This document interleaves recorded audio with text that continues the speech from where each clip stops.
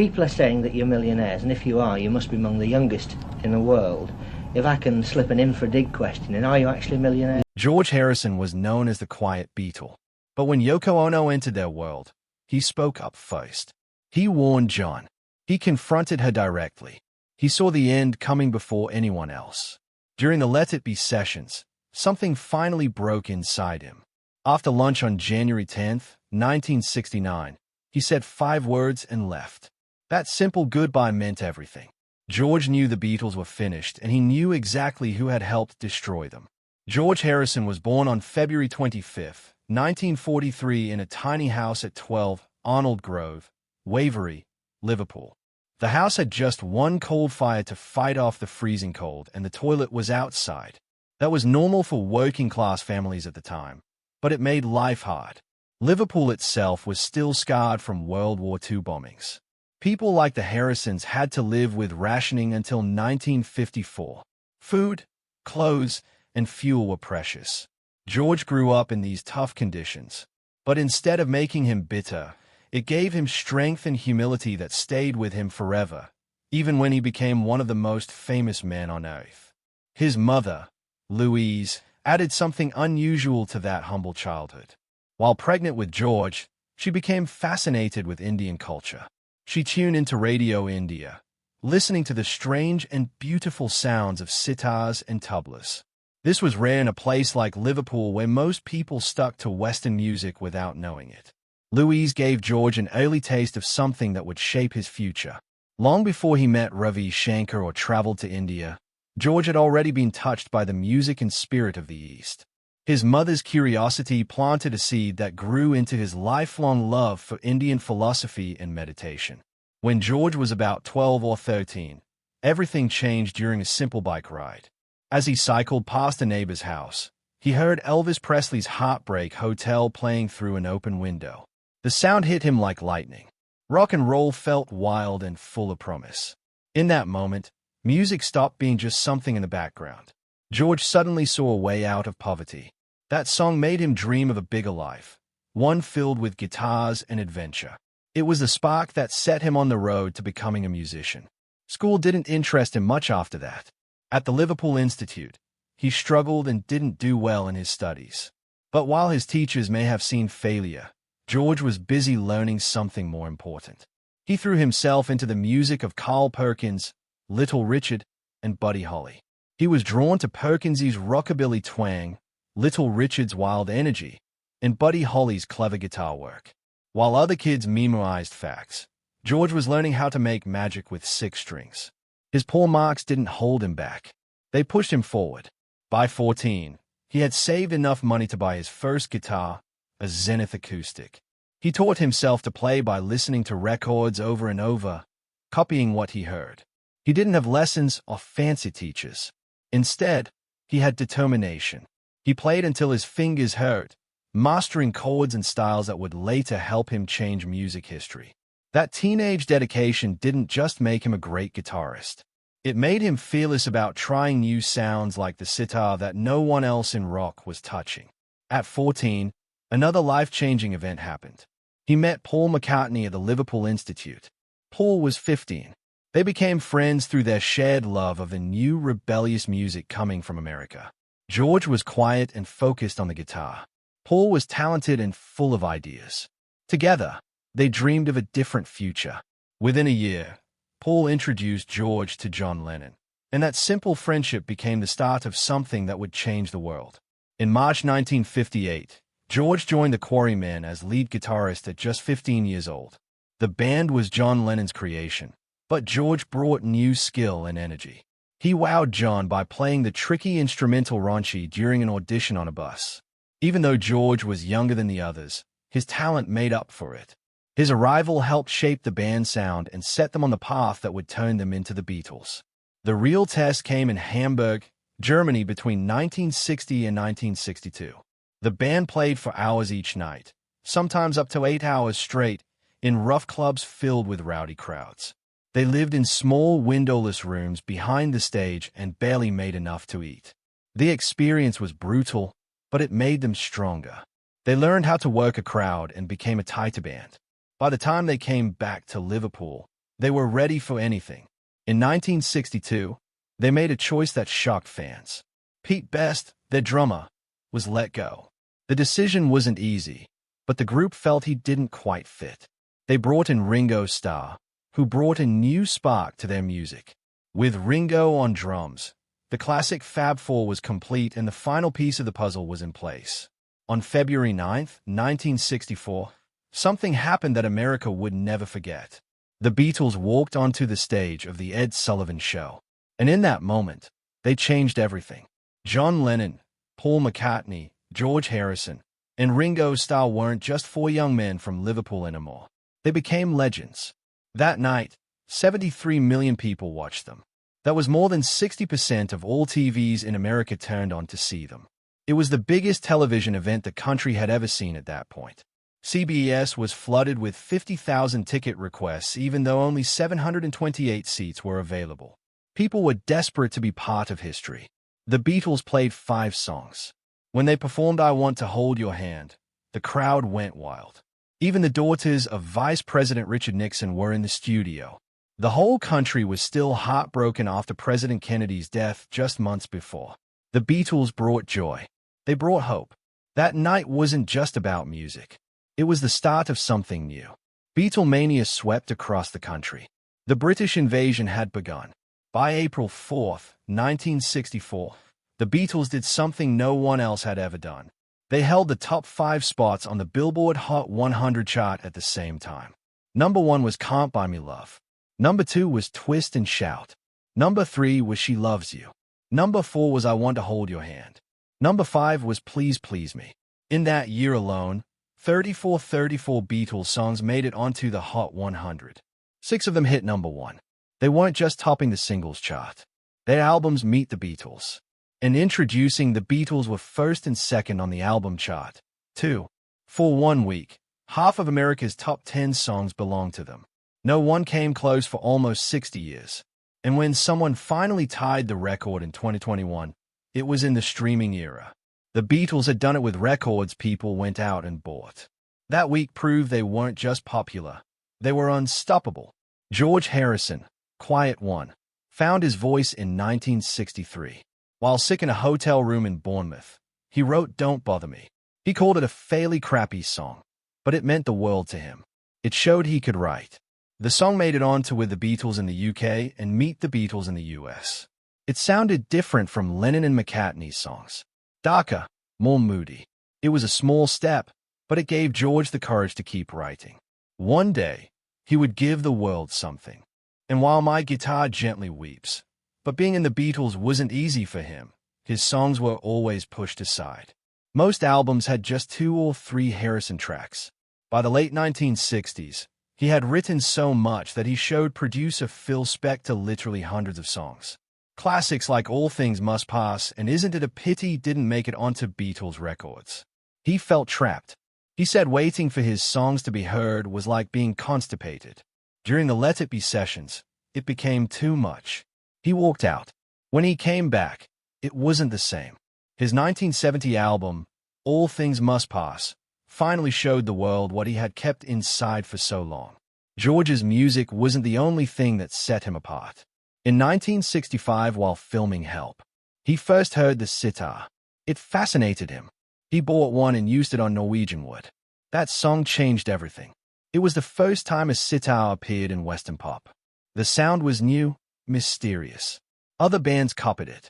Soon you heard sitars in songs by the Rolling Stones, the Byrds, and Donovan. George's cheap sitar from Oxford Street became famous. In 2024, it sold at auction for more than $53,000. The sitar had opened the door to a new world of music. Meeting Ravi Shankar in 1966 changed George's life even more. George was a rock star from Liverpool. Ravi was a respected Indian master. They came from different worlds, but they connected deeply. Ravi saw how serious George was about learning.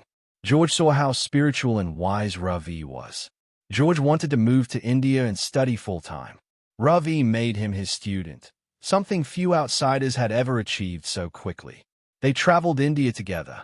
George learned that mastering the sitar would take years of daily practice.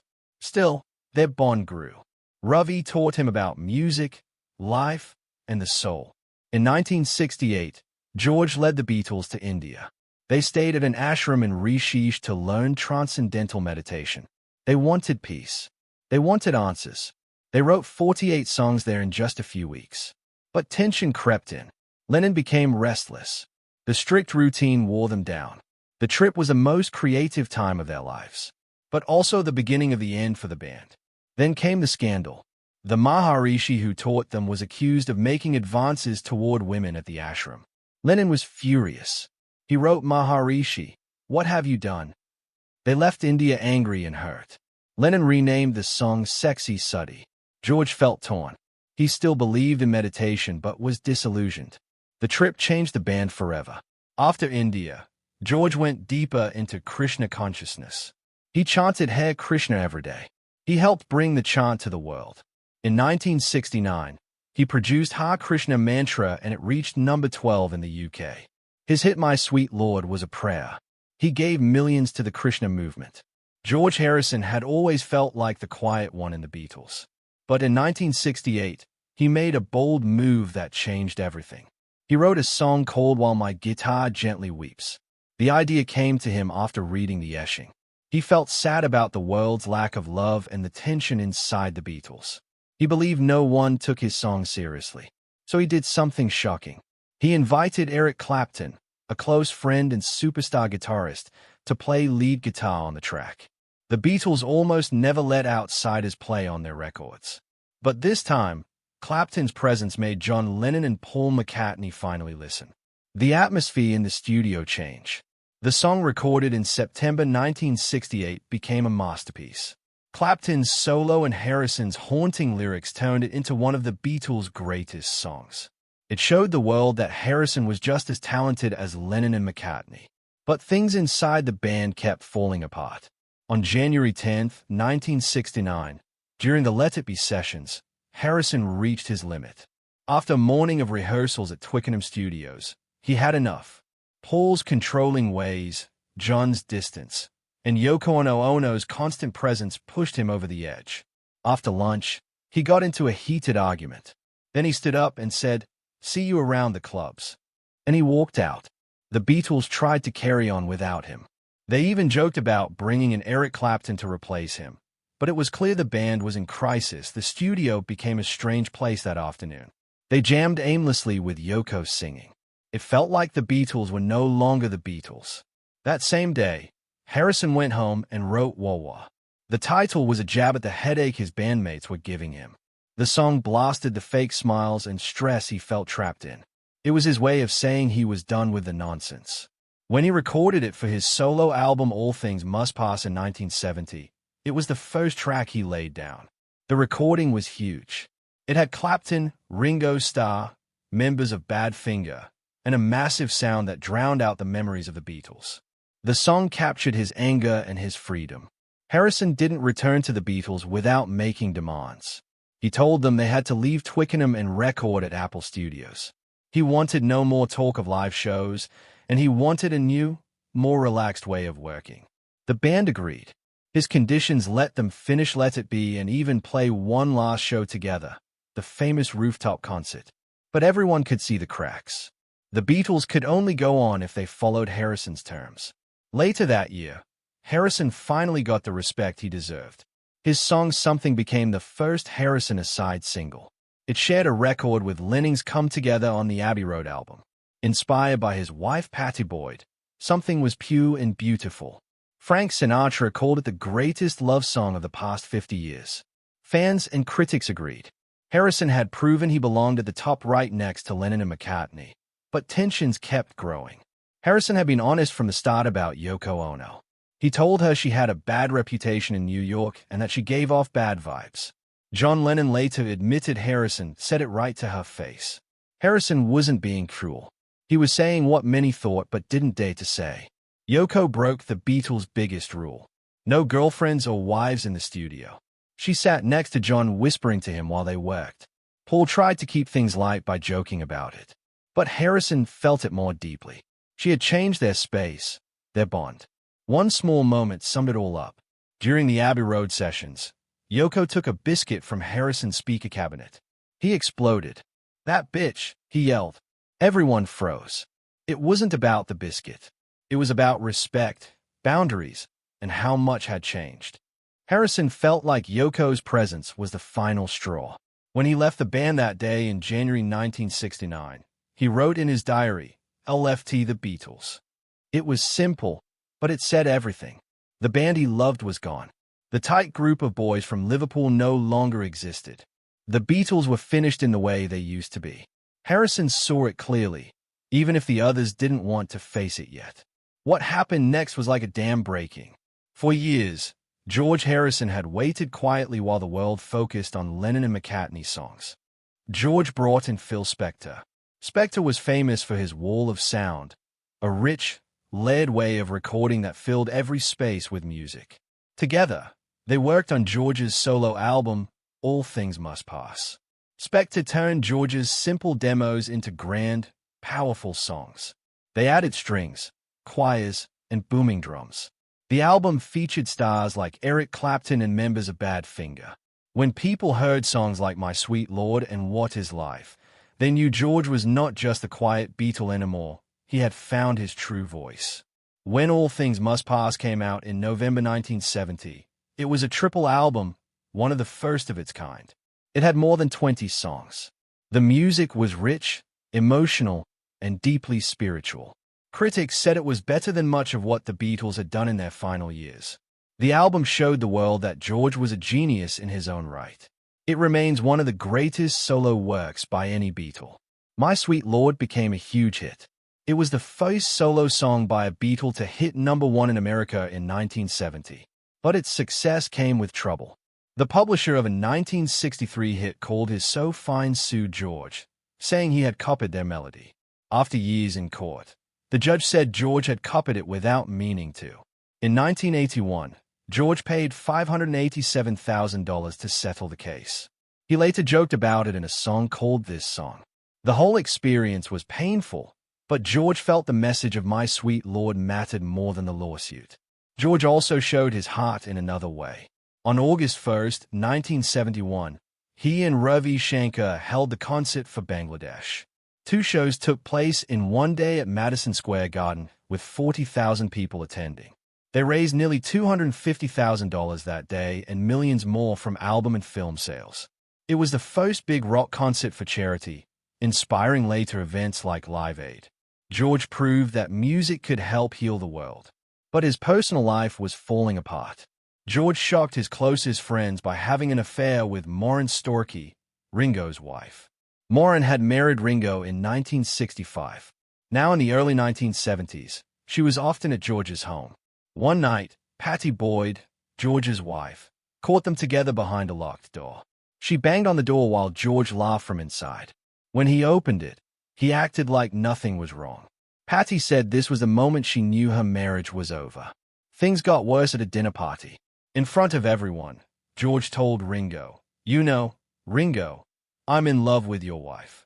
The room fell silent. Maureen ran and locked herself in the bathroom. Ringo, heartbroken, could only say, "Better you than someone we don't know." John Lennon later called it like incest. That's how deep the betrayal felt. The brotherhood of the Beatles had shattered. On New Year's Eve 1974, George told Pattie he wanted a divorce. It was a cruel end to a painful year. Pattie had already started seeing Ronnie Wood, but the way George ended it hurt deeply. The divorce was final in 1977. George Harrison's life after the Beatles was a journey filled with risks, heartbreak, triumphs, and near tragedies.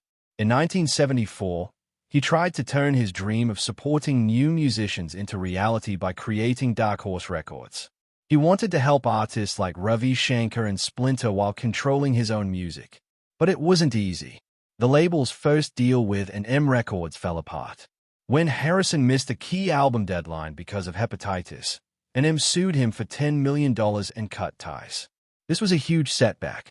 Already spent $3 million on Dark as artists, but only Splinter's song Costifine Town became a modest hit. Harrison had to return a $1 million advance and rush to sign with Warner Brothers just in time for his album 33 1/3.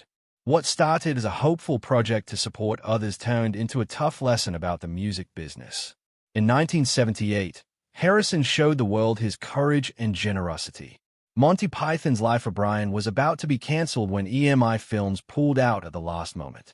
Harrison didn't let that happen. He mortgaged his beloved Friar Park home to raise $3 million and started Handmade Films. His only reason, he joked, was that he really wanted to see the movie. The risk worked. Life of Brian earned $21 million in the US alone. Handmade Films went on to give Britain some of its most loved cult movies like Time Bandits and Withnail, and Harrison's leap of faith helped save British cinema at a time when it was struggling. His personal life was just as dramatic. Harrison married Patty Boyd in 1966 after meeting her on a hard day's night, but their relationship cracked under the weight of fame, infidelities, and his spiritual quests. His close friend Eric Clapton fell deeply in love with Boyd, writing Layla about his longing for her. When Boyd finally left Harrison in 1977 and married Clapton in 1979, it could have destroyed their friendship. Instead, Harrison attended their wedding and even joked about being their husband-in-law. Boyd became the muse behind songs like Harrison's Something and Clapton's Layla and Wonderful Tonight. The letters they wrote to her sold for over $3.6 million in 2024, showing just how much their story still fascinates people. As the years passed, Harrison struggled to match the success of his former bandmates. His albums in the mid-70s didn't impress critics or sell well. He was seen as the quiet Beatle who no longer fit in. Illness and exhaustion during his 1974 tour left his voice hoarse, and his album Dark Horse was rushed and poorly received. Harrison pulled away from the spotlight and focused on film and personal projects. It wasn't until the Traveling Wilburys in the late 80s that he truly found his footing again. Harrison's voice never fully recovered. Smoking and years of strain damaged his throat. His 1974 tour was especially painful. Laryngitis left him struggling to sing, and his critics were harsh.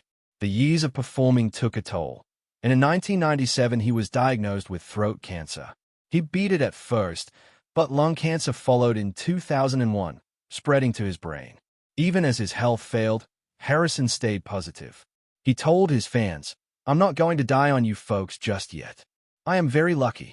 The comeback he achieved with Cloud 9 in 1987 was nothing short of amazing. After years out of the charts, Harrison returned with platinum sales and a #1 hit in the US, Got My Mind Set on You. That song, a cover of a 1962 R&B tune, reintroduced him to a new generation. His collaboration with Jeff Lynne made Cloud 9 fresh and exciting, proving Harrison could still compete in the MTV era. He embraced music videos, and When We Was Fab became a fun, nostalgic hit packed with Beatles references. In 1988, Harrison helped form the Traveling Wilburys with Bob Dylan, Tom Petty, Jeff Lynne, and Roy Orbison. It started with one song, Handle with Care, that was just too good to waste. In 10 days, they recorded an entire album that became a huge success. The group's mix of talent and friendship created something magical, even though it lasted only a short time. Through it all, Harrison stayed true to his spiritual beliefs.